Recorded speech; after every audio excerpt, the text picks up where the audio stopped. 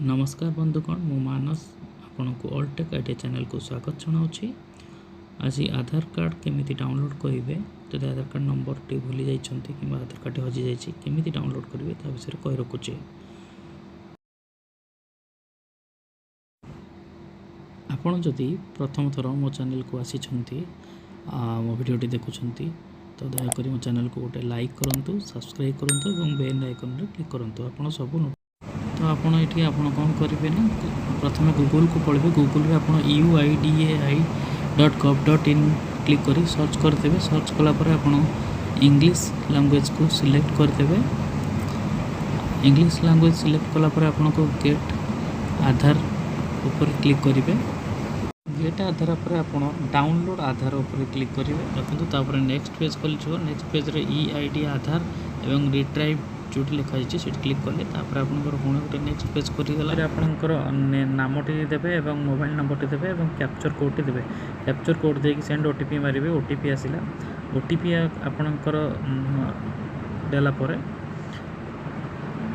आपण को पलि आसो आपंकर मोबाइल नंबर को मेसेज पलि आसो आपंकर देखो ये सक्सेसफुल हो जाए। मोबाइल नंबर को ऑलरेडी मेसेज पलैब जे आपंकर आधार नंबर टी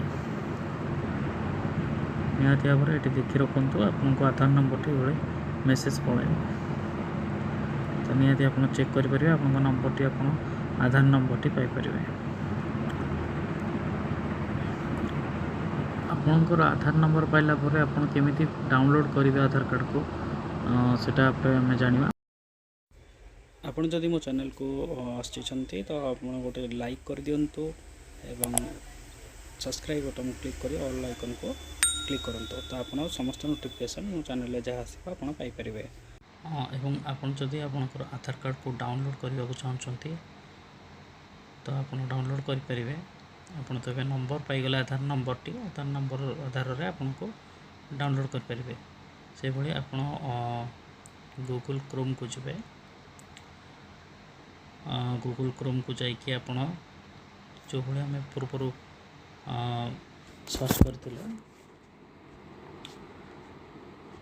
uidai.gov.in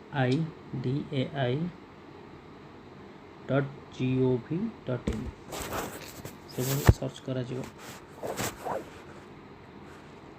आपन से देखो सर्च करदे। सर्च कलापर आपन को इंग्लिश लैंग्वेज सिलेक्शन करेंगे। इंग्लिश लैंग्वेज सिलेक्शन कलापर आपन को आसो ये पेज उठी देखो लिखा गेट आधार अपडेट आधार आधार स्टेटस तो आपनकर आधार नंबर तो आधार कार्ड डाउनलोड करिवार अछि तेणु आपन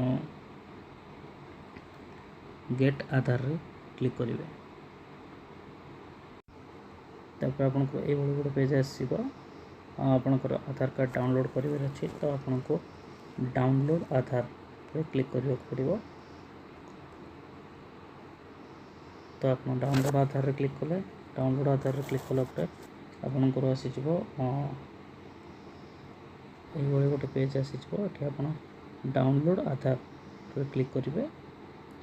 देखु तापर आपनकर आधार नंबर दबा पड़ो आपनकर आधार नंबर टी देवे और कैप्चर कोड टी देवे।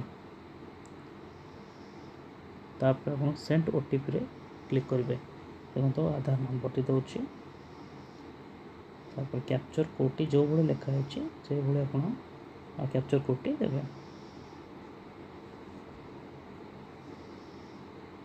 तापर सेंड ओटीपी रे क्लिक करेंगे।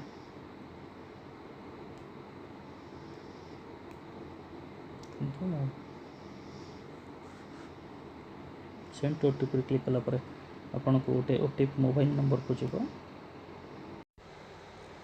तापर आपन को ओटीपी आसी जीव तो टी टाइम लगुच मु पूरा ऑनलाइन रे सब करूँ तेणु टाइम लगुच ओटीपी निहाती आसीज।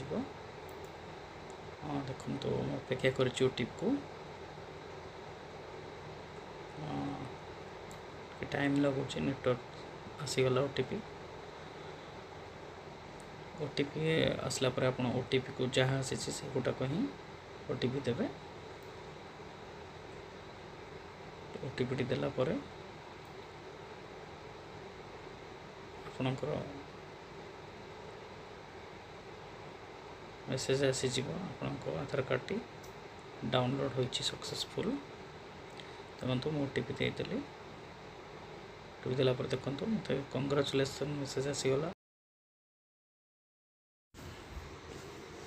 तो ये आपंकर आधार कार्ड डाउनलोड हो जाए। आधार कार्ड डाउनलोड कर पीडीएफ फाइल खोल।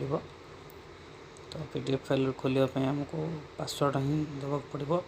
आधार कार्ड मन रखु पासवर्ड होची आपनकर नामर प्रथम 4टी अक्षर कैपिटल लेटर ही देवे एवं आम डेट ऑफ बर्थ ईयर टी ही देवे।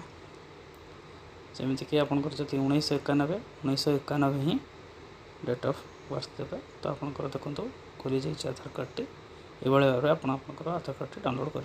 पैन कार्ड एवं आधार कार्ड स्टेटस जानापी आई बटन में क्लिक करूँ।